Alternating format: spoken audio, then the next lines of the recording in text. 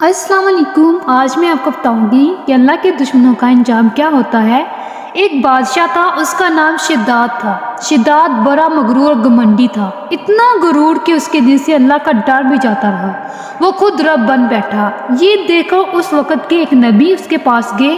انہوں نے اسے نصیحت کی کہ اللہ اس کے رسولوں پر ایمان لا۔ اللہ نے اپنے رسولوں کے ذریعے جو طریقہ بتایا ہے، اسی طریقے سے حکومت کا کام کر، تو اللہ تعالیٰ تجھے مرنے کے بعد جنت عطا فرمائے گا۔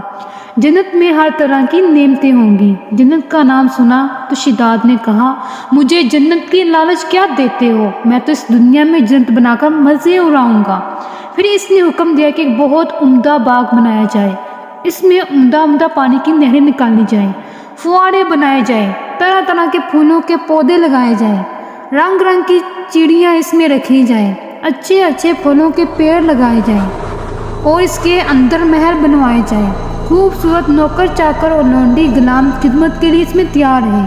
مطلب یہ کہ آرام اور سکھ کے بارے میں جو کچھ وہ سوچ سکتا تھا، وہ سب اس نے وہاں جمع کر دینے کا حکم دے دیا۔ شداد کے حکم سے جنت تیار ہونے لگی۔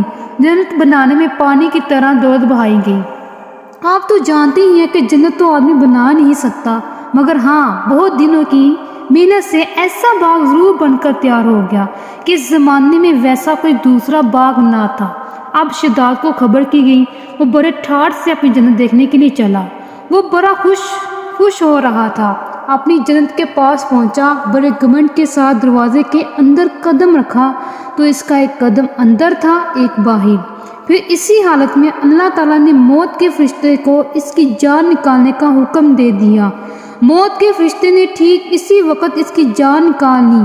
شداد اپنی جنت کے دروازے میں آدھا ادھر اور آدھا ادھر بے جان ہو کر گر پڑا۔ یہ ہوا اللہ کریم کے دشمن کا انجام۔